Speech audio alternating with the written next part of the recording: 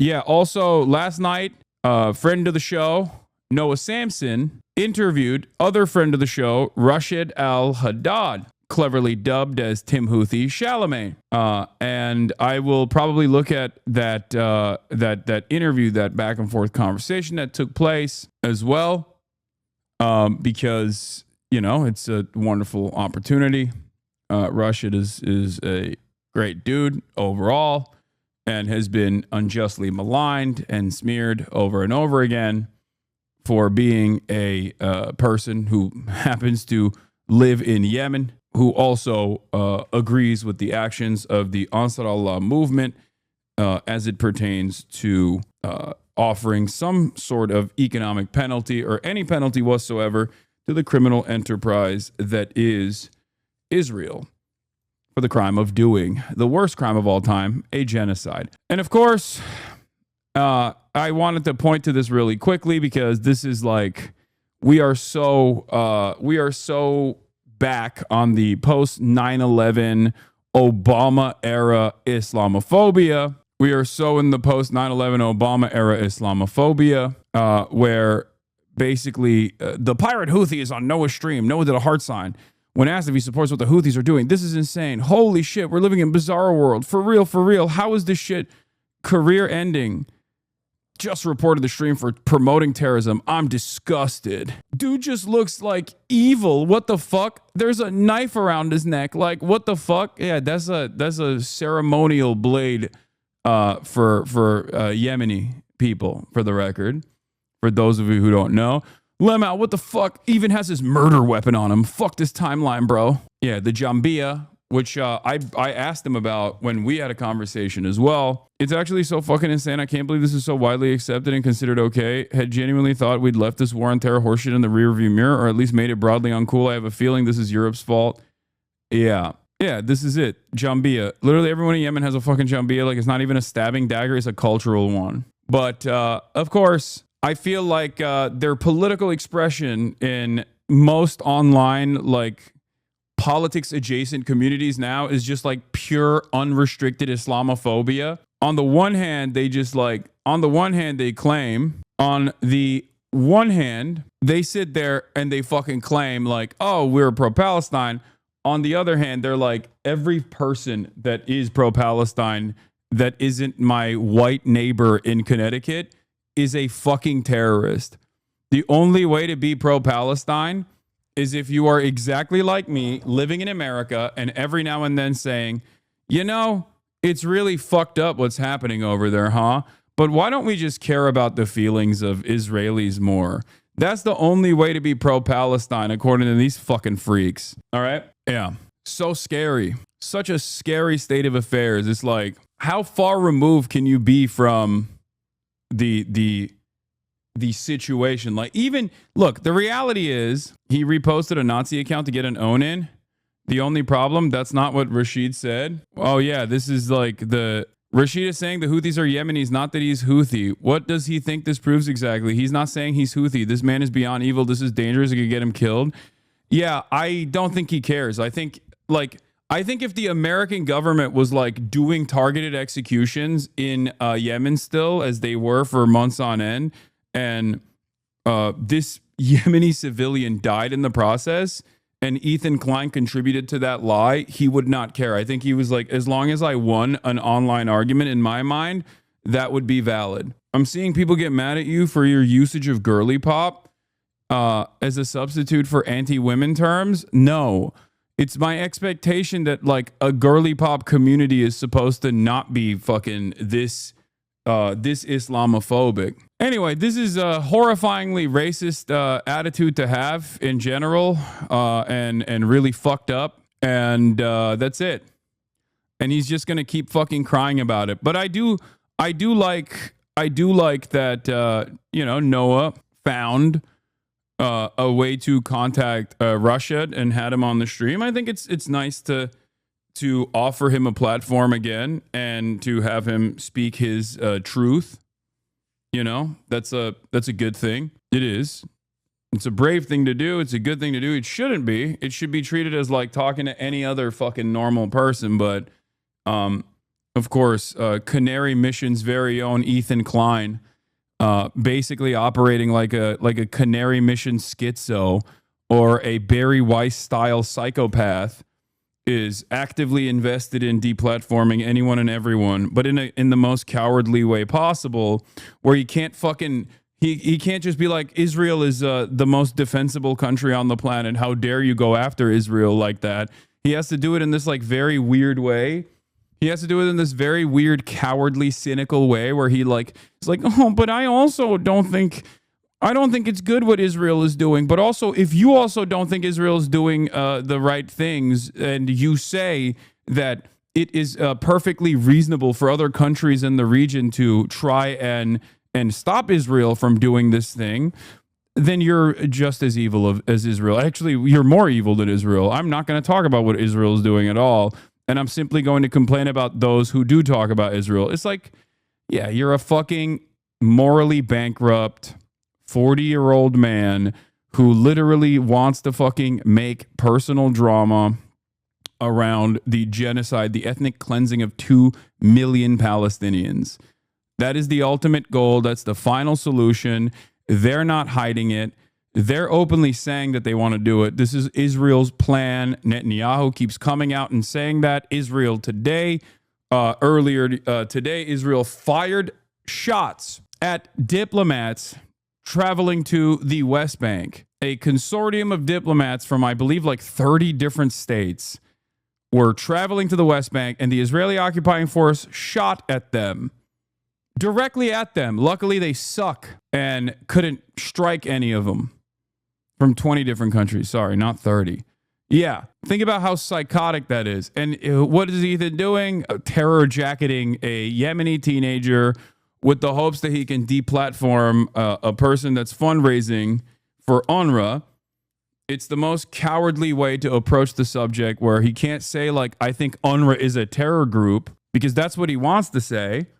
So he has to just be like, maybe I can find a way to stop this fundraiser in some other capacity. And his fucking hysterical, sociopathic, Islamophobic, pig-like audience is playing a formative role in brigading every and any avenue they can to participate in this process, while they also sit atop their ivory towers and assume foolishly that they're actually still allies of the Palestinian plight. Disgusting. Absolutely disgusting. Absolutely repulsive. They are horrible monsters for doing this. And one day they will look back at their actions that they engaged in at this very moment in deep shame, and they will lie. They will lie about what they did. They will lie about their position.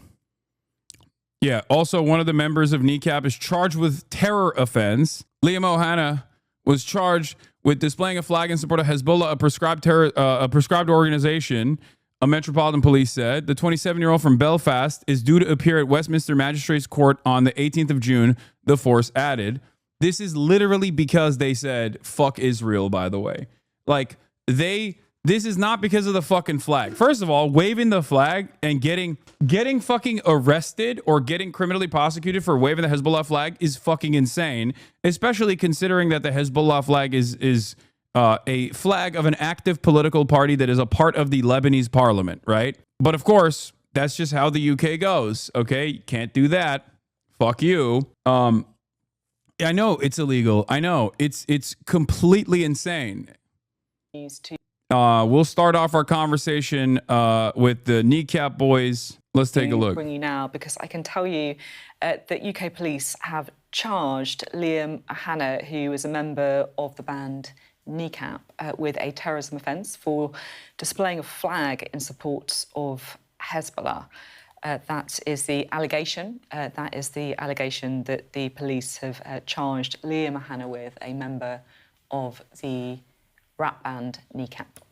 A bit of breaking news to bring you now, because I can tell you that UK police have charged Liam Ohana, who is a member of... England doesn't have a First Amendment, so this happens all the time. I know. Did they not do it in the US? Sorry if I'm dumb. No, they did this at, I don't even know exactly where they did this. By the way, if the rest of the band didn't fucking apologize, they probably would also be going to jail too. This is just the one person that had the flag that's going to, maybe going to go to jail. Hopefully it's just a fucking fine. But yes, this is England behavior, England activities. You already know what it is. It's disgusting. Like, think about it this way.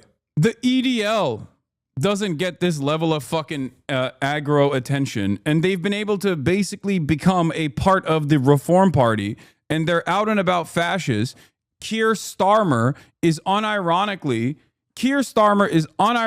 channeling fascist sentiment. Okay, hold on. Why is this fucked up? Keir Starmer is unironically channeling fascist sentiment when talking about immigrants. Meanwhile, you have this situation where a fucking popular Irish music group is criminally prosecuted for waving the fucking Hezbollah flag.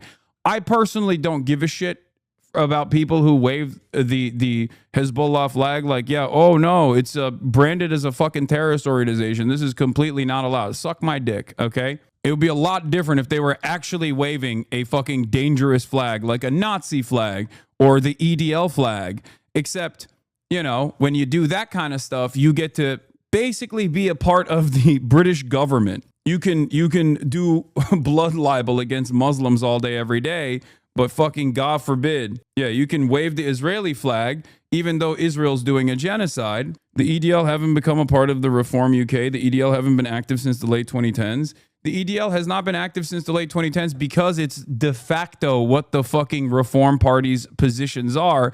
And it's actually not only seeped into the Reform Party's positions, it quite literally is a part of, like, it's a part of the Labour Party's positions at this point. Like, we've moved past the Tories. Whenever someone says, like, oh, EDL is inactive, yeah, I know. So is, what is it called? Like Pagida or whatever. There's no need for your outsider terrorist white nationalist group to fucking exist if the same exact positions are being championed by an active party, and also the same exact positions are now even being repeated by the opposition, the Labour Party that is supposed to be in charge right now. Yeah, they went from EDL to UKIP, then vote leave, and now Reform. Anyone who doesn't understand that that's precisely what's going on here is being silly. Starmer literally did a speech that used the Islands of Strangers line that Enoch Powell did in his fascist Rivers of Blood speech. He's trying to out racist Reform as if this won't normalize them further and lead to their victory in 2029. That's precisely what's going on, and it's something that I fucking mentioned. It's something that I mentioned was going to inevitably happen, and it's happening faster than I thought it was going to.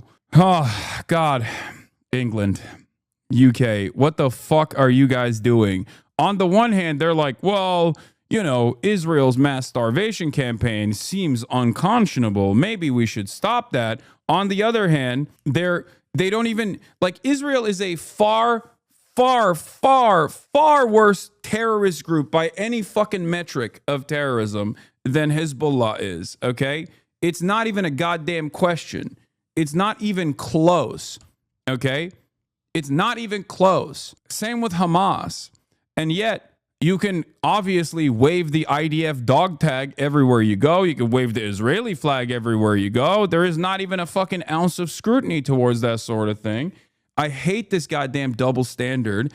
It's just one that only can exist if you don't consider Muslims to be human, if you don't consider Arabs to be human, because Israel and all of the people that Israel is killing are technically collateral damage because, you know, they were in the way. Israel terrorized foreign diplomats just today, earlier today. Oh my God, stop touching your hair. No, I can't stop touching it. It's fucked up. And I don't know. I don't care. Whatever. Shut up. It's fine now. I have a hard time believing so much opinion can get us all this war footage, but no other country besides the one person learning it has interpretations present that I'm waiting for a daily exhibit with Donald Trump and there's no one stopping the war with mind control. What are you saying? Okay. The BDS movement in Berlin has been classified as an enemy of the Constitution. This could increase repression. Nice. As Israel gets more violent, its Western allies get more repressive with their speech laws. But no, Hezbollah oppresses women and Hamas are homophobic. Double standards at its finest. Yeah, that's the other side of this. It's like, yeah, those guys are. Okay. So what? Israel is killing all of the fucking women and all of the gay people. You know what I mean? It doesn't matter. I hate this shit. I hate it so much. It's so frustrating. Oh, yeah. Genuinely so worried about reform getting elected next gen election. Labor is straight up using the Democrats' failed strategy. I know. But look, the inconsistencies are glaring and they're obvious. The inconsistencies of saying, like, maybe what Israel is doing is kind of bad too, on the one hand, okay, while also on the other hand being like, well, you know, this is illegal. Like, you will go to fucking jail if you wave the banner of the enemy.